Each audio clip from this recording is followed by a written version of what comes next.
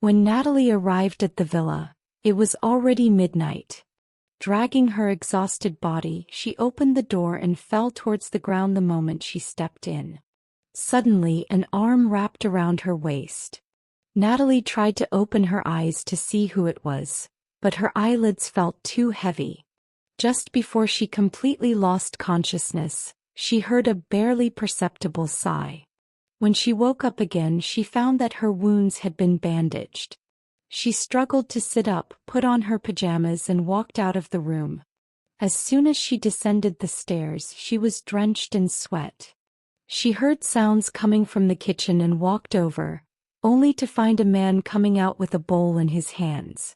Seeing Natalie, he looked surprised and quickly put down the bowl to help her up. "The doctor said you need..." Before he could finish, a dagger was pressed against his throat. Natalie said fiercely, "What are you doing here? Who is this man? Why was Natalie injured? Let's dive into the story together." As Natalie was picking out a gift for Leonardo's 3rd wedding anniversary, she received a dozen of intimate photos from her sister Matilda. In the photos, Leonardo and Matilda were acting intimately, and Leonardo's loving gaze towards Matilda was something Natalie had never seen before. This deeply hurt Natalie, making her realize that her husband was cheating. Matilda also informed Natalie that a new house was prepared for her and that after Leonardo married Natalie, he never went home but visited Matilda every day after work. Matilda even mocked Natalie as a loser and advised her to leave Leonardo proactively. Natalie noticed that Leonardo had never looked at her with loving eyes after their marriage. When Natalie came home and confronted Leonardo, he sided with Matilda, thinking that Natalie didn't like Matilda and might be slandering her. Natalie proposed a divorce, but Leonardo thought she was making a fuss and left. The next day a lawyer came to the house. Natalie refused to ask for property and signed the divorce agreement, packing her things and leaving the villa. At this moment, a red Lamborghini parked at the gate with Tina Rojas sitting in it, asking Natalie if she was really determined. Natalie looked puzzled and slightly nodded. "Calling me means you're pretty determined." Tina smiled and said as she started the car, "I've been wanting to tell you to divorce Leonardo for a long time. You struggled so hard to treat his leg injury, but he was busy taking care of your sister abroad. He's a total jerk. Don't worry too much about love anymore. Focus on making money and you'll be better off." Disappointed in her marriage, Natalie asked Tina to drive her to the airport, planning to go to an unknown place and leaving her luggage at the villa in the north of the city, expecting to be back in about a month. She had devoted herself entirely to Leonardo and handed over her clothing company to shareholders for management. Judging from Tina's expression, Natalie guessed that the company was not in good shape now. She decided to take a break before dealing with company matters. Meanwhile, Leonardo was busy with work and initially thought Natalie would call to apologize, but he later forgot about it due to his busy schedule. It wasn't until his mother called to inquire that he realized Natalie hadn't contacted him for a month. Antonia didn't like Natalie and complained to Leonardo about not being able to find her, also mentioning that if Leonardo had married Matilda, things wouldn't be like this now. Leonardo got angry when he found out Natalie had blocked his calls and asked his assistant Carlos to contact Natalie. After learning that Natalie had left the villa, he asked Carlos to find Natalie's location and book the fastest return flight. Leonardo and Matilda headed to Montiflow Airport together, where Carlos witnessed Leonardo's meticulous care for Matilda. After disembarking, Leonardo instinctively protected Matilda. Meanwhile, Natalie was also at the airport. Upon seeing Leonardo and Matilda, she left with a poker face. Leonardo noticed a woman resembling Natalie and inquired about Natalie's whereabouts from Carlos, who replied that he hadn't found her yet. Leonardo returned to the villa at around 7 p.m. to find it dark and dusty. He discovered a divorce agreement and a ring on the table, both bearing Natalie's signature, which enraged him. How dare Natalie divorce him? Just as Leonardo's anger reached its peak, his phone rang. "Mr. Ramos, I've traced Ms. Lopez's location. She's in the north of the city." Noticing Carlos's stammer, Leonardo coldly urged, "Come on. Where is she exactly?" "In a villa. Its owner is Brian Guzman, the newest and most successful actor in today's film industry." Meanwhile, Natalie has just arrived at the villa in Los Olmos Bay. When she opened the door, she encountered Brian, a flicker of surprise flashing across her eyes. "Why are you here?" Brian curved his lips into a smile and explained gently, "Long time no see. I have a job in Monte Flo, so I decided to stay here for the night. I didn't know you were coming. If you feel uncomfortable, I can leave later." The two of them have worked together before, with Natalie once being his agent. Natalie had given Brian the key to the villa when he was financially struggling. Now, Natalie has decided to move here and informs Brian that it might be inconvenient for him to stay here from now on. After helping Natalie with her luggage, Brian goes to make coffee. Just then, the doorbell rings. It's Leonardo, the president of the Ramos Group.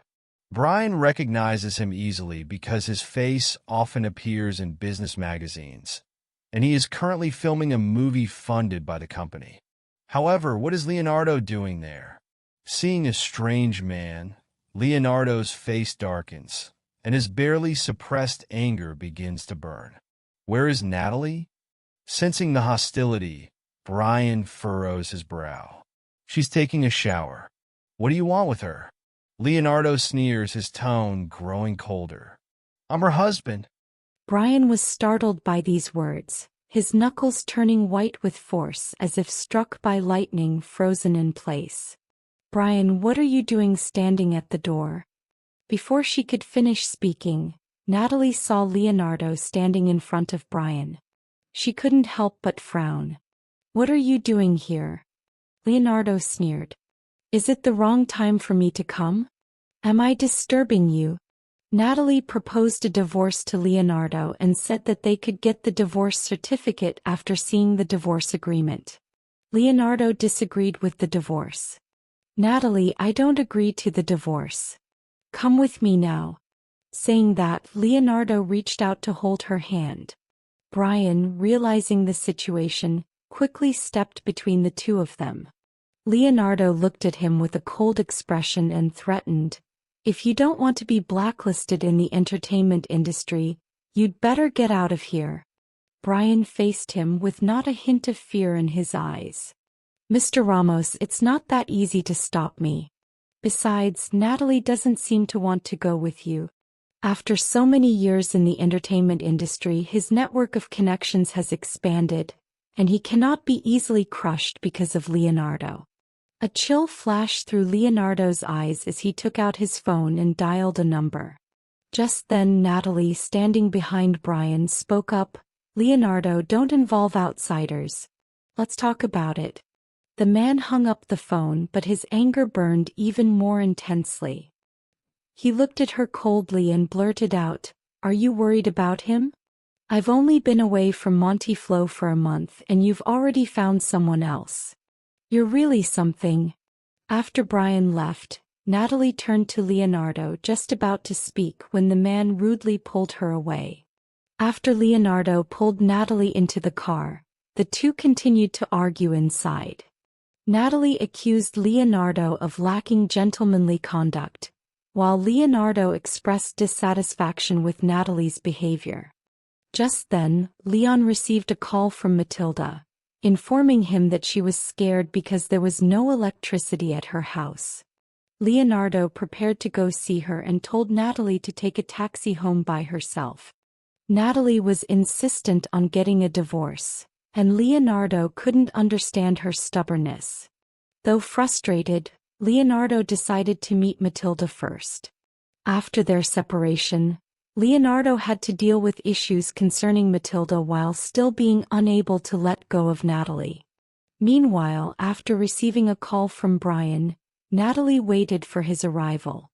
Upon hearing the sound of an engine, Natalie looked up and saw Brian's car parked in front of her. He got out of the car and breathed a sigh of relief when he saw that she was fine.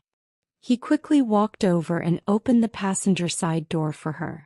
Seeing how considerate he was, Natalie couldn't help but smile and tease. "No wonder so many girls want to be your girlfriend. You're truly a gentleman." Brian smiled back. "How about you? Do you think I'd make a good boyfriend?" Seeing his relaxed attitude, Natalie knew he was just joking around, so she nodded in agreement and said, "Absolutely. If you were my boyfriend, you'd be a perfect role model." A hint of sadness flashed across Brian's eyes, but he still smiled and said, "It's a pity that the person I like doesn't feel the same way." After their little interaction, they returned to the villa. The next day, Natalie and Tina went to the company. Tina teased Natalie on the way, and once they arrived, Natalie held a shareholders' meeting, intimidating the shareholders and preparing to dismiss the inactive employees arranged by them, demonstrating her strong leadership and determination. On the other hand, Leonardo tried to contact Natalie, but failed due to her phone being off. Carlos went in to report, "Mr. Leonardo, we may have to postpone the acquisition of MY. I heard that MY's founder returned today." Leonardo decided to continue with the acquisition of MY and increase the offer, also instructing Carlos to keep an eye on Brian's villa and report back when Natalie was spotted there. Leonardo also had in his possession the tears of an angel necklace, which he had intended to give to Natalie. The Tears of an Angel was a necklace featuring a drop-shaped blue gemstone as its main stone, surrounded by thousands of diamonds, shimmering beautifully under the light and captivating anyone who laid eyes on it. When Leonardo first saw it, he thought it would look stunning on Natalie and immediately bought it, intending to give it to her as a 3-year anniversary gift. However, due to their arguments, he completely forgot about it, and his mind was so filled with thoughts of Natalie that he couldn't concentrate on work. Matilda called Leonardo and invited him to her grandfather's birthday lunch. Leonardo agreed indifferently. Later, Matilda arrived at Leonardo's company and was received by Carlos since Leonardo was in a meeting. In Leonardo's office, Matilda found a red box that seemed to contain jewelry, and she assumed it was a birthday surprise from Leonardo for her. In high spirits, Matilda smiled, closed the box and put it back where she found it. The meeting ended an hour later, and Leonardo hesitated to attend the grandfather's birthday lunch due to uncertainty about whether he could return on Saturday. Matilda mentioned that Natalie couldn't be reached, and Leonardo's expression changed. Meanwhile, Natalie received a call from her father, who asked her to attend her grandfather's birthday. She expressed uncertainty, but her father suggested she go with Leonardo. Natalie decided to take this opportunity to inform her family of her plans to divorce. The family had once sent Natalie to an orphanage due to superstition and only brought her back when Matilda was sick at the age of 16. After donating her bone marrow to Matilda, Natalie returned to the family, but she was treated coldly. Natalie's parents hoped she would win Leonardo's support by pleasing him and, due to Matilda's return, wanted Natalie to divorce Leonardo so that Leonardo could marry Matilda. However, Natalie's father warned her mother not to say such things and to be nicer to Natalie, to which her mother reluctantly agreed but with obvious disdain for Natalie. After work, Tina burst into Natalie's office and inquired about her plans for the evening. Natalie, persuaded by Tina, headed to the Night Temptation bar together. The bar had 2 floors and they were led to a transparent room on the 2nd floor, accompanied by male models. Tina was very pleased with her male model and even suggested Natalie pick one too, to which Natalie joked that Tina could take both. Alex, one of the male models, sang a song for Natalie, while Tina shared fruit with another male model. Seeing this, Natalie blushed and focused intently on listening to Alex's song. Note: while the translation aims to convey the meaning, it's important to note that directly incorporating network slang or buzzwords into a formal translation might not always be appropriate or accurate. In this case, I've kept the translation relatively formal and straightforward to maintain clarity and context. At this moment, Emiliano Moreno casually glanced into the room where Natalie and Tina were, and he froze. Besides Lopez and the Ramos family, some close friends of Leonardo also knew about his marriage to Natalie. But Emiliano never expected that, according to Leonardo, the very formal Natalie would be at a bar. He suddenly let out an evil laugh, knowing that the drama was about to unfold. He then informed Leonardo, who angrily smashed his cup and got up to look for Natalie. After scanning the surroundings, he indeed spotted Natalie in a transparent room. When he saw her feeding fruit to the man next to her, her delicate, white fingers almost brushing against his lips, his anger flared up even more. Inside the room, Tina noticed Natalie's lack of interest, so she suggested they play truth or dare. During one round, Natalie lost, and Tina dared her to feed fruit to the male model.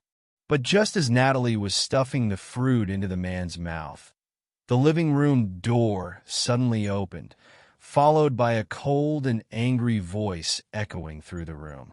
Natalie! Leonardo got super pissed after witnessing Natalie's behavior at the bar. He grabbed her arm, intending to drag her out, and got into a scuffle with Tina. He accused Natalie of acting like she was cheating on him. Natalie wanted Leonardo to sign the divorce papers, but Leonardo refused. They kept arguing, and Natalie even said she'd go out with more guys if Leonardo kept dragging his feet. Leonardo sneered, "If you dare do that, I promise you'll regret it." Upon hearing this, Natalie smiled calmly, looking at him as if she didn't care at all. "I wonder how exactly you plan to make me regret it. Threaten my family too? Don't forget, your lover Matilda is my sister. If you do anything to upset the Lopez family, they'll be devastated. Can you handle that?"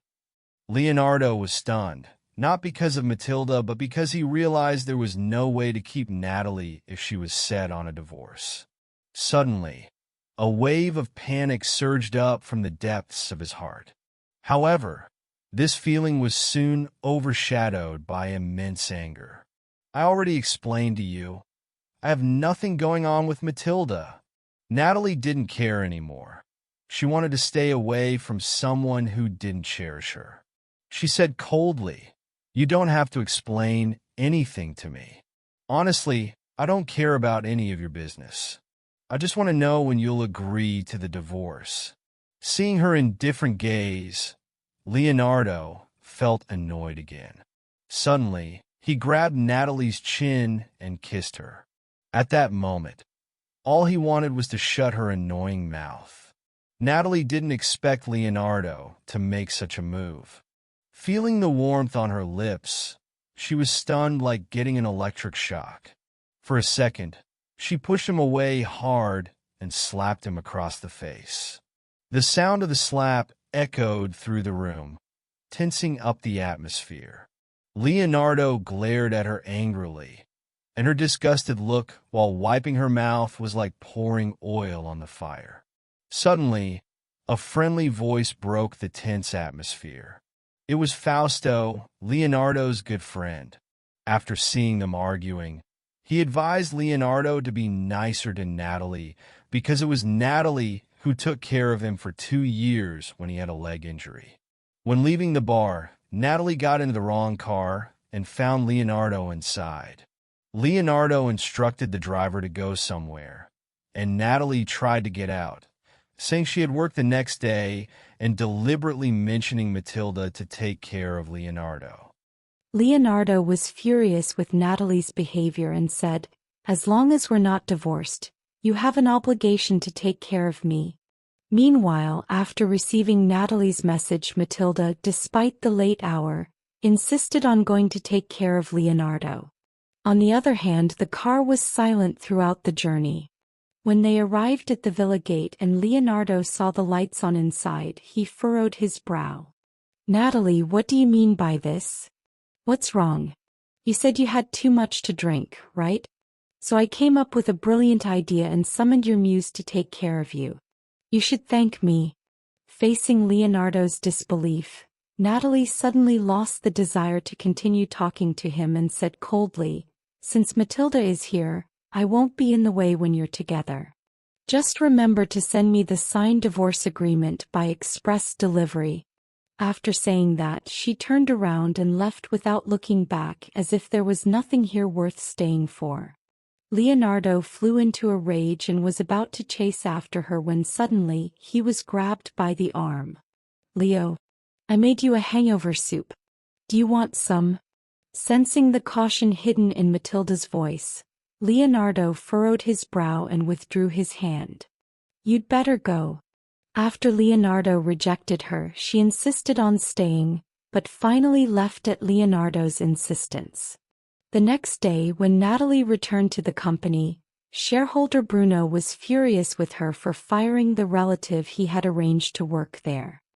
He suggested that Natalie first understand the company's situation before considering firing employees. Natalie agreed at first but then asked Bruno to describe the work performance of the fired employee. Natalie discovered that the company was facing a financial deficit of $50 million. She also asked Tina to hire 2 secretaries. Later that evening, after work, Natalie was intercepted by Leonardo, and the two got into an argument over their divorce. Leonardo accused Natalie of bringing shame to the family by living with another man, while Natalie countered by bringing up Leonardo's past ambiguous relationship with Matilda. Leonardo deliberately demanded a compensation of $500,000 from Natalie before agreeing to the divorce, insisting that she pay it off within a week and move back to the villa before the divorce was finalized. "Come back with me, or I'll just stay here. It's your call." Natalie took a deep breath, comforting herself that it was just a week and it would soon pass. Then she turned towards the car parked by the roadside. But then Leonardo blocked her path and asked, "Aren't you packing anything?" She responded coldly, "No need. I'll be back in a week."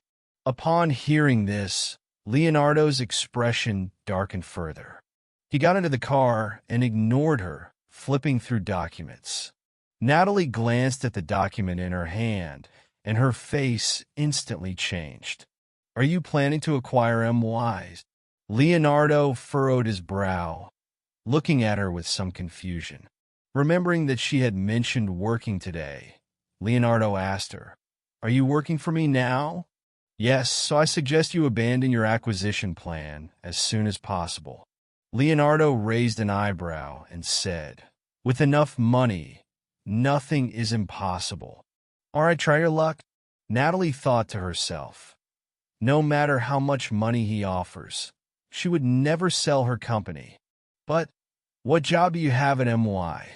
"I'm a janitor." Leonardo was speechless with surprise. Seeing his disbelief, Natalie continued casually, "If you don't believe me, there's nothing I can do.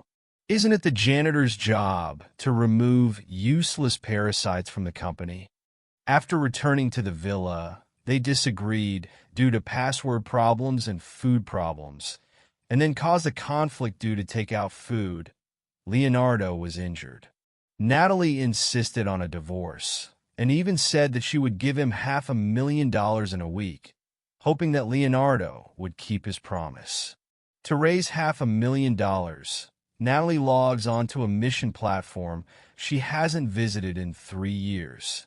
She accepts a $500,000 mission and teams up with her former mission partner, Vulture. In addition, She has accepted another assignment for $3 million and plans to raise funds for the divorce by completing both tasks. Although Leonardo seemed to think differently, Natalie ruthlessly interrupted him to make it clear that she would not change her decision. The next morning, Natalie was awakened by the doorbell. Thought it was an emergency. The result opened the door, but saw Matilda. Two people are very surprised. Natalie is frowning. Matilda wanted Natalie and Leo to divorce. Leo loves me. Even if you try every trick to stay, he will never love you. If you know what's best, just divorce him now. Natalie raised one eyebrow and nodded, saying, "If you can give me $50 million, I'll divorce him instantly." Matilda widened her eyes in disbelief and exclaimed, "Haven't the years Leo gave you money been enough? Don't be so greedy. You're forcing me to divorce him. If you don't even try, how can you show that you really care?" And when Leo appeared, he stated that he wouldn't divorce even if Natalie received $50 million. Natalie laughed sarcastically. "It seems your love for Leonardo isn't worth much. If it weren't, why wouldn't you even give me $50 million? Matilda was about to respond when she suddenly saw a figure on the stairs and immediately pretended to be the victim. "It's not that I'm unwilling, but if I give you this money, Leo will be angry when he finds out." A cold voice came from the stairs. "I want to know how you plan to raise this money. So you wanted Maddie to take the blame." Looking into his cold eyes, Natalie responded calmly, "But I think she'll be happy to pay me, so I decided to give her a chance." Seeing the $50 million she was about to get slip away like this, Natalie pursed her lips. She had no interest in continuing the conversation with the two of them and went upstairs to prepare for bed. As she passed Leonardo, he suddenly grabbed her wrist. He leaned in close to her ear and warned her in a low voice, "If I see you asking Maddie for money again, even if you get the $50 million, I won't divorce you." Natalie wrenched her wrist free, stepped back and replied coldly, "Understood. But don't talk to me so closely. I don't want to be with a fool." "Leo." Matilda's voice brought him back to reality. He turned around and quickly descended the stairs, frowning and asking, "What are you doing here so early?" Noticing Leonardo's displeasure, Matilda bit her lip and replied, "I was worried about you, so I came to see you, but I didn't expect Natalie to be here. If I had known she had moved back, I wouldn't have come." Leonardo furrowed his brow even more tightly.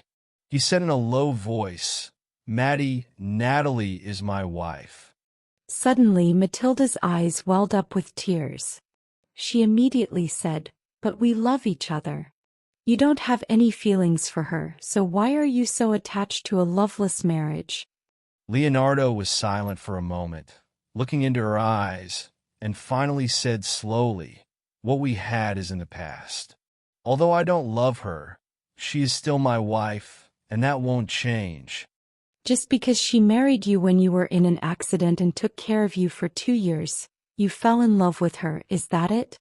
I don't love her, but I won't divorce her either. Why? For 2 years after the accident, I couldn't stand up. She was always by my side taking care of me. Matilda was in tears, sobbing, "You don't want to be ungrateful, but what about me? You hid your accident from me, and by the time I found out, you had already married Natalie. Do you know how I felt then? I wanted to come back and confront you, but I felt it was unnecessary. If you want to thank her, you can do it in another way." Leonardo looked at her calmly and said, "On this matter, I did hurt you. So when you came back from abroad and said you wanted to live in that villa, I accepted. You said you wanted MY company, and now I'm pushing for the acquisition. But the only thing I can't repay is my feelings." After saying that, he ignored her and left without looking back. So that's how it is. It seems that Natalie really misunderstood Leonardo. But at this moment, Leonardo still hadn't realized his feelings for Natalie. Dude, that's love. So that's why he felt inexplicably annoyed when he thought about getting a divorce from Natalie. Natalie was set to meet with her client, Ismael Sanchez, for a business talk, while Bruno seemed eager to watch Natalie make a fool of herself. Ismael, a 50-something with a bad reputation, developed a sinister motive upon seeing Natalie, attempting to take advantage of her. After being rejected, he even tried to force her to drink alcohol using the contract and verbally insulted her. Seeing her stand up to leave, the smile on Ismael's face vanished. "If you're going to be so careless, there's no need for us to cooperate," he said angrily, slamming his cup down on the table. Natalie realized he was trying to exploit the contract to take advantage of her, so she bluntly said, "Fine, take your time. I'm leaving." He thought Natalie was just bluffing, but she actually stood up and walked away, leaving him stunned for a few seconds before he chased after her. He shouted loudly, "Stop!" But his voice was so loud that it instantly drew the attention of everyone around. At this moment, Emiliano and Leonardo saw what was happening and worried about Natalie. But Leonardo didn't act immediately. Then, Ismael had people surround Natalie, but Natalie showed off her martial arts skills, taking down two tough guys and kicking Ismael away with one foot. Ismael, frightened, said, "Don't come closer. I'll call the police." Natalie, seeing Ismael's fearful expression, sneered and walked past him, stepping on his chest. He immediately felt a sharp pain, and his body started to shake uncontrollably, like a leaf tossed in a violent storm. Sweat poured down from his forehead, temples, and nose, dripping to the ground with a plop, plop sound, as if playing a tragic melody for his current pain. On the other side, Emiliano was stunned by the scene and turned to Leonardo, asking, "Does Natalie know martial arts?"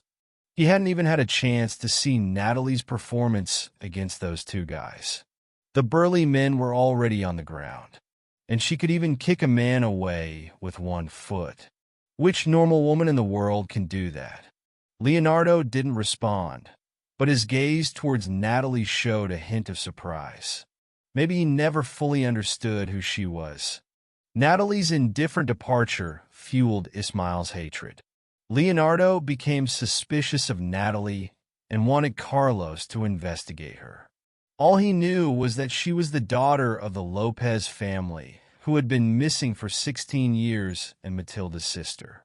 She had devoted herself to caring for Leonardo for 3 years, but what had happened now made him reevaluate her. Leonardo's friends were surprised to learn that Natalie had filed for divorce. Emiliano retorted, "If she's the one filing for divorce, why are you hesitating? Did she ask for a huge settlement?" Leonardo grew increasingly annoyed with Emiliano's words and stared at him coldly. "Do you have a lot of free time on your hands? Have you sorted things out with that actress?" Emiliano dared not say another word. Leonardo arrived at the villa after 9 p.m. Opening the door, he saw Natalie packing her bag to leave. "Where are you going at this hour?" Natalie didn't expect Leonardo to return at this time. After a brief moment of surprise, she calmly replied, "I have some errands to run. I might not be back for a few days." Leonardo grabbed her arm and looked at her with a cold expression. "Don't forget, we're married. It's late now, and no matter what errands you have, you're not going out." Natalie impatiently shook her arm. "And what do you care? You've been gone for nearly half a month too. I promised to move back, but that doesn't mean you can interfere in my personal life."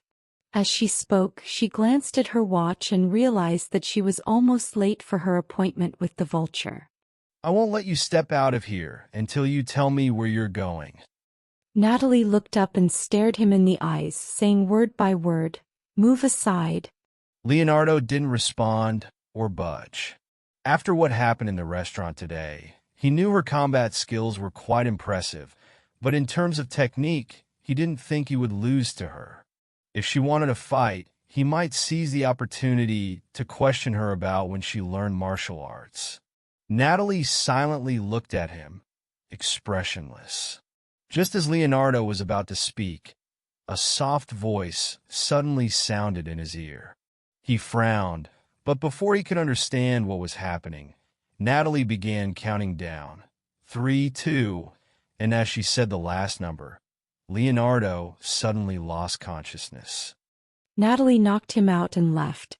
When Leonardo woke up, he asked Carlos to find Natalie. Meanwhile, in the tropical jungle, Natalie's team came under attack. She demonstrated exceptional shooting skills during the mission and demanded payment afterward. Leonardo searched for Natalie for 3 days but couldn't find her, and his mood grew increasingly gloomy. When Natalie arrived at the villa in Los Olmos Bay, it was already midnight. Dragging her weary body, she opened the door and upon entering, couldn't hold on any longer and started to fall towards the ground. Suddenly, an arm wrapped around her waist. Natalie tried to open her eyes to see who it was, but her eyelids felt too heavy. Just before she completely lost consciousness, she heard a barely perceptible sigh. When she woke up again, she found her wounds had been bandaged. She struggled to sit up, put on her pajamas and walked out of the room. As soon as she descended the stairs, she was drenched in sweat. She heard sounds coming from the kitchen and walked over, only to find Brian coming out with a bowl in his hands. He was somewhat surprised to see Natalie and quickly put the bowl down to go help her. "The doctor said you need..." He hadn't finished his sentence when a dagger was pressed against his throat. "What are you doing here?" Natalie's voice was as cold as the moonlight, completely devoid of the kindness she had shown before. She had warned Brian not to come back last time.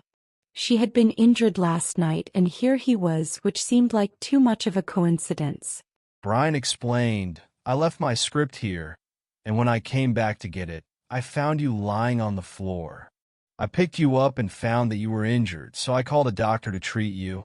He added somewhat helplessly, "If I really wanted to hurt you, do you think you'd still be alive now?" After a moment of silence, Natalie finally lowered the dagger and said, "Sorry, I misunderstood you." At this point, Leonardo burst in, mistaking that Natalie had an improper relationship with Brian. The two had a heated argument over divorce and money issues, ultimately parting on bad terms. Natalie returned to work before her wounds healed and got into a dispute with Bruno. That night, when Natalie returned to the villa and encountered Leonardo, he grabbed her wrist, and their relationship hit a deadlock. Natalie said angrily, "Can you stop coming after me? Yeah, it was my fault for marrying you without your consent, but didn't I take care of you and help you recover from your leg injury? And I'm sure I haven't cheated on you in these 3 years. Now I want to live my own life. Isn't that a reasonable request?" But Leonardo disagreed with the divorce. Leonardo mentioned that Natalie's grandfather's birthday was coming up and he had prepared an antique vase as a gift, asking Natalie to come along. Natalie was indifferent to her grandfather. Natalie received a call informing her that Leonardo wanted to see her regarding the acquisition of MY, and she decided to meet him. After preparing Natalie's favorite dinner, Leonardo left. Natalie finished eating and was about to go to bed when she heard Leonardo return drunk. Leonardo pulled Natalie into the room. Natalie was panting and in her daze, Leonardo pinned her against the door. His warm breath hit her ear, making her involuntarily shiver. He reeked of alcohol, clearly drunk, his body pressing against hers. Natalie could feel the warmth emanating from him. She tried to push him away but couldn't, which annoyed her. "Leonardo, let me go." As soon as the words left her mouth, her lips were kissed. The man's lips were burning hot as if they wanted to melt her, and his blazing hands caressed her all over. If this continued, what were they going to do? Thinking of this, Natalie grabbed his hand and turned on the light. The sudden brightness forced Leonardo to squint. He saw Natalie's angry expression. Although she looked a lot like Matilda, he had never confused them. Matilda always acted like a fragile and soft girl. Seeing her automatically awakened a man's protective instinct. On the other hand, Natalie was completely different. She was an exceptional person. She had never shown weakness in public like others, nor had she sought help from him. Like at that moment, the stubbornness in her eyes made him suddenly feel helpless, not knowing how to make her open up to him. Natalie had a serious expression and said angrily, "Let me go. I'll find you a prostitute." These words instantly ignited Leonardo's anger. He tightly gripped her hand and told her in a deliberate tone, "You are my wife. How dare she suggest finding another woman for him? Is her heart made of stone?" The conflict between them escalated when Natalie's suggestion of finding a prostitute enraged Leonardo. He angrily agreed to the divorce but insisted that she stay that night. Leonardo tried to suppress his anger and said in a cold voice, using a buzzword, "But you gotta stay here tonight." Natalie bit her lip and asked, "Aren't you afraid Matilda will find out?" Leonardo looked at her as if she were a stranger, saying coldly, "It's none of your business. You just need to answer if you're willing or not." Natalie took a deep breath, stepped back, and stared at him. "No." Leonardo sneered. "It seems like your divorce isn't as urgent as you said." At this point, Natalie had calmed down and said seriously, "I don't need to get a divorce that way. I believe you'll eventually agree." Natalie turned and walked straight out of the room. Once outside, she was finally free from the icy gaze that had been following her. Inside the biggest shopping mall, Matilda was chatting with her good friend Gisela, who had just returned from abroad. Gisela showed Matilda a video featuring Leonardo and Natalie. Matilda's smile gradually faded as she watched it. Matilda was tipped off by Gisela to watch out for Natalie, lest Leonardo be snatched away by her. Gisela was unaware of the fact that Natalie and Leonardo were married. Matilda also got wind of Natalie's behavior with a male model at the bar. Though she had some doubts about the plan Gisela proposed, Matilda eventually gave it the thumbs up. As the day was drawing to a close, Leonardo called Natalie and they both headed to the Lopez family's ancestral mansion in a Maybach after work. The atmosphere between them was tense. As they neared the mansion, Natalie asked Leonardo to tell others that it was Matilda who had asked him to pick her up. Leonardo wasn't pleased. He furrowed his brow and stared coldly, saying, "Do you feel awkward riding in my car?"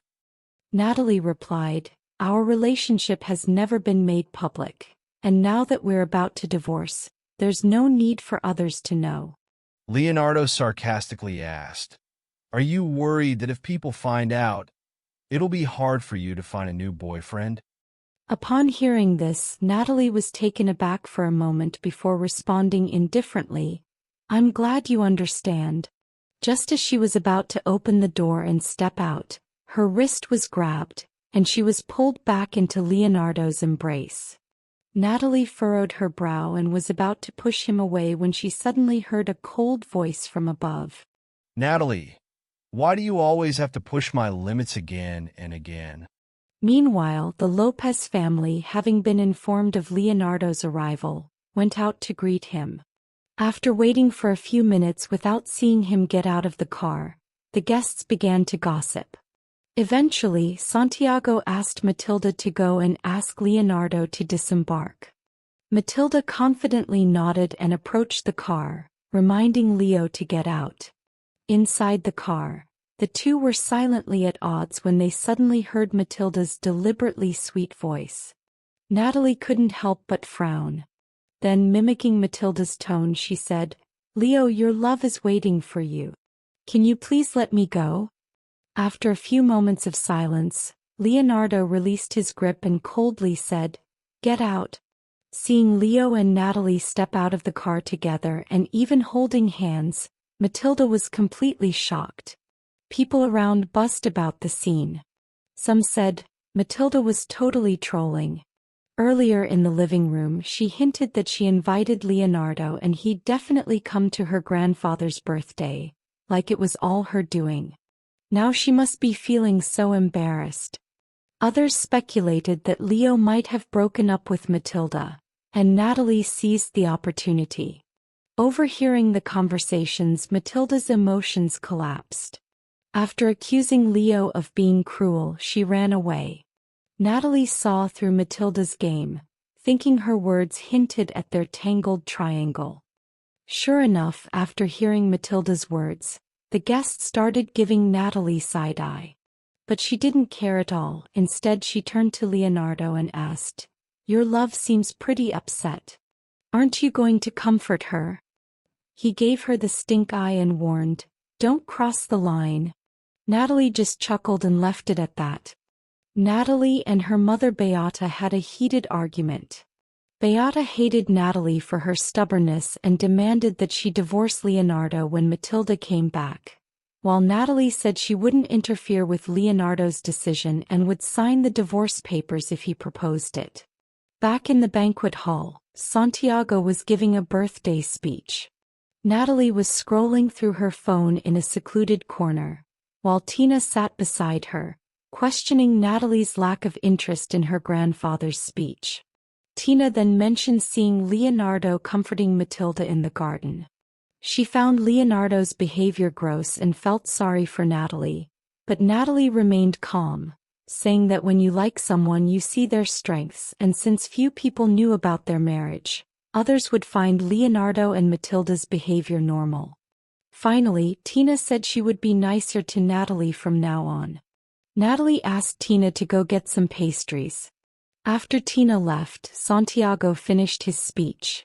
Suddenly, the large screen on stage began to repeatedly play a video of her and Tina at night temptation, hiring 2 male models, with her feeding fruit to one of them because she lost in one of the contests. The guests were stunned at first, then turned to look at her and started whispering among themselves. When Leonardo and Matilda returned to the banquet hall and saw what was happening on the screen, their reactions were different. Matilda smiled satisfactorily. It seemed that Gisella's plan had succeeded, and now everyone must think of Natalie as a vulgar woman. Leonardo, however, grew serious and quickly walked over to Natalie, asking, "What's going on here?" She looked at him calmly and replied, "You're asking me? I also want to know who did this. Only you and Tina know about that night at the bar, and I'm sure she wouldn't set me up." Upon hearing this, Leonardo furrowed his brow and in a low voice, "So you're suspecting me?" Natalie nodded without hesitation. A flash of anger flickered in Leonardo's eyes. "Do you really think of me like that?" Yet Natalie didn't respond, which ignited a surge of anger and helplessness within him. Just as the tension grew thicker, a maid approached them. "Miss, your grandmother asks you to explain this situation." Natalie responded casually, "Is there anything to explain? What you see is the reality. There's nothing to explain." The maid hesitated after hearing this, and she added unhappily, "Due to what happened, Lady Candela has already had to take medication. If you don't explain, she might get even more upset." Before Natalie could respond, someone grabbed her wrist. By the time she realized what was happening, Leonardo had already pulled her forward. She thought he was going to publicly shame her. She furrowed her brow and glared at him. "What do you want to do? Let me go." Seeing this, Matilda quickly intercepted Leonardo and said with concern, "Leo, what are you doing?" Even though Natalie made a mistake, explaining now will only complicate things. It would be better if she just leaves. Natalie stared at her coldly and said, "Matilda, don't pretend to be the good one in this situation. If I find out you had something to do with today's incident, you'll be finished." Leonardo led Natalie to the center of the stage.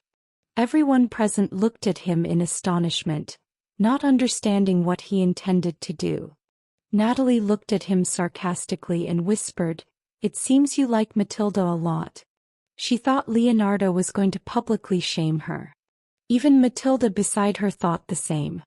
Leonardo undoubtedly wanted to distance himself from Natalie because he felt she was embarrassing him. But his next words left her completely stunned.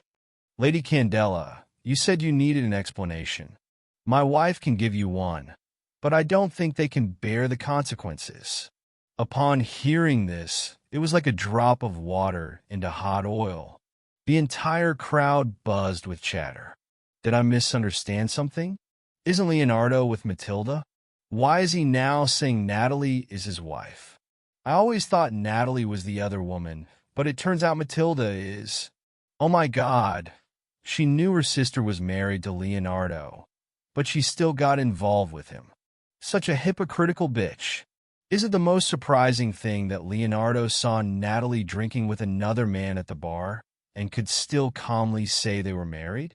Matilda's hands tightly clutched the fabric of her chest, as if seeking a bit of support to prevent herself from being crushed by the immense shock. But her trembling fingers kept reminding her that this was all real, that Leonardo had indeed publicly acknowledged his marriage to Natalie, and she could only helplessly tremble in shock. They've always thought Leonardo and Natalie were on the rocks, and now with Matilda's return, they're even more convinced that a divorce is on the horizon. So, they've let go of their worries about Natalie. But if Leonardo still has feelings for her, they'll have to rethink the situation. Santiago quickly snapped back to reality and hurriedly said to Leonardo, "Mr. Ramos, why did you say that? We just thought there might be a misunderstanding and hoped Natalie could explain to the guests to avoid any misconceptions." Leonardo's expression was icy as he sneered. "Misunderstanding? Hey, I was at the bar that night too.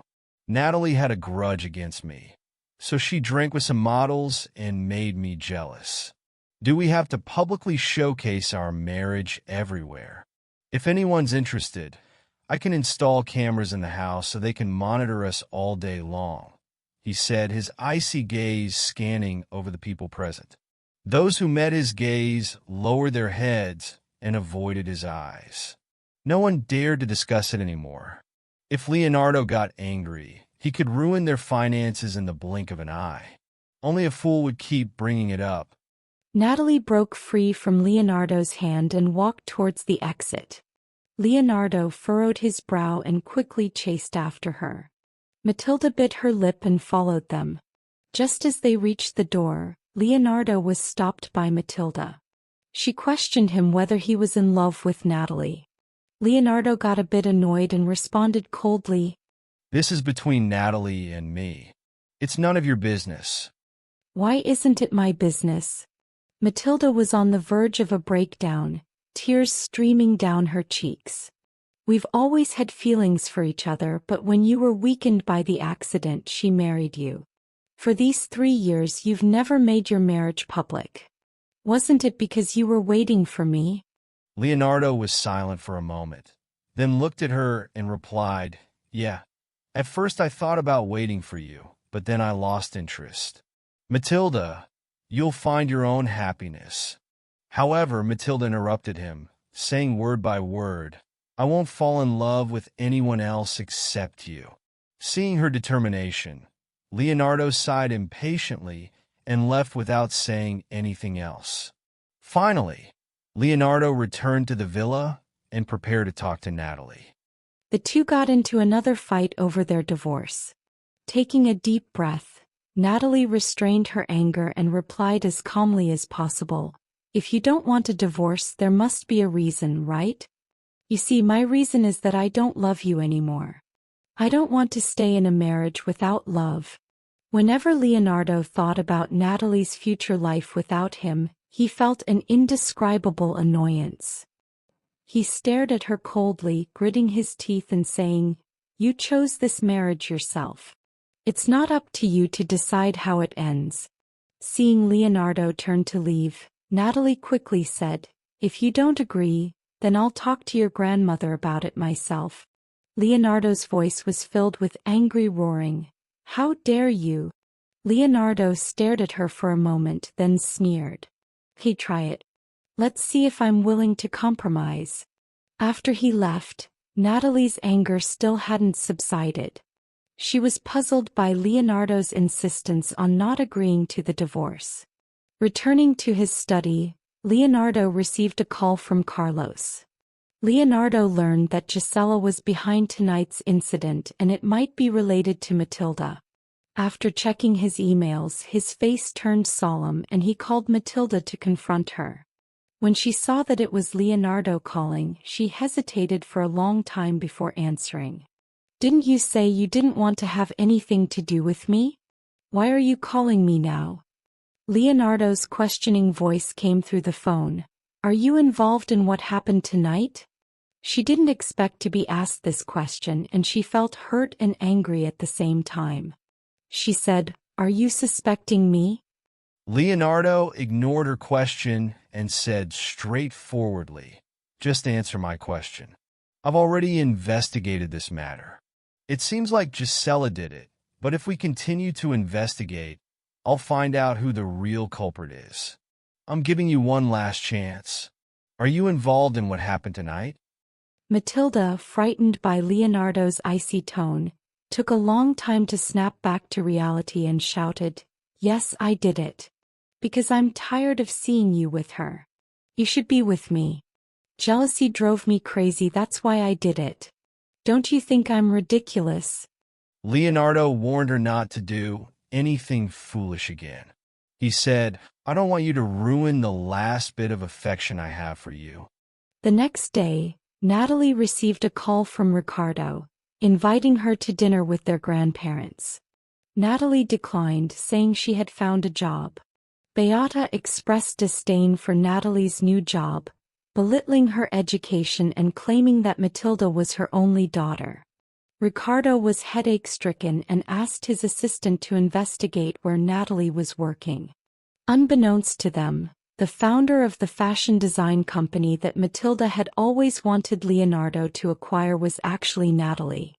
In the top-floor conference room of MY, Bruno accused Natalie of causing employees to be laid off and creating pressure in the department, hoping she would propose a solution.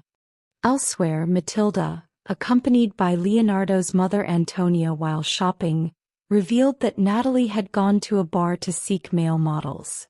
Antonia, furious upon hearing this, decided to abruptly end her shopping spree with Matilda and left in a huff. This was precisely the objective of Matilda's meeting with Antonia today.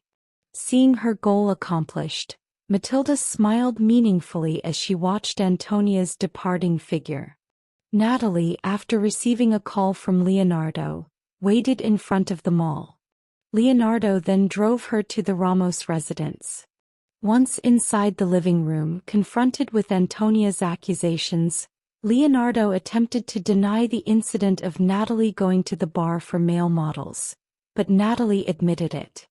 Antonia claimed to have investigated the matter thoroughly and watched the surveillance footage, further accusing Natalie of marrying into the Ramos family for financial gain, not bearing a child in 3 years and deceiving Leonardo, demanding that she divorce Leonardo. Leonardo refused to let Antonia interfere in their affairs. This is between us. I hope you stay out of it, he said. Natalie suddenly chimed in. I have no problem with the divorce as long as you get Leonardo to sign it. Antonia pressed Natalie for clarification, but Leonardo told Natalie to shut up and led her away. After leaving, Natalie had had enough of Leonardo's mother, Antonia. Leonardo assured her that if he didn't want a divorce, Natalie would remain Mrs. Ramos. Not wanting to continue the argument, Natalie returned home in silence. The next day, Natalie received a call informing her that Leonardo had signed the divorce agreement. She arrived at the mansion's living room and found Antonia and another person there. Antonia asked her to sign the divorce agreement.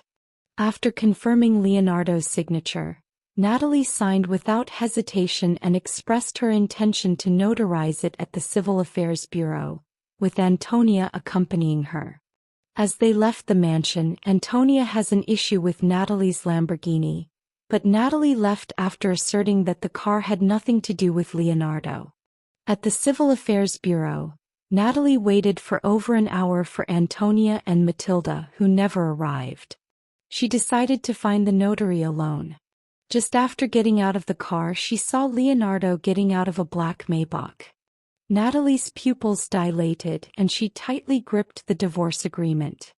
Leonardo approached Natalie, his gaze cold and filled with anger.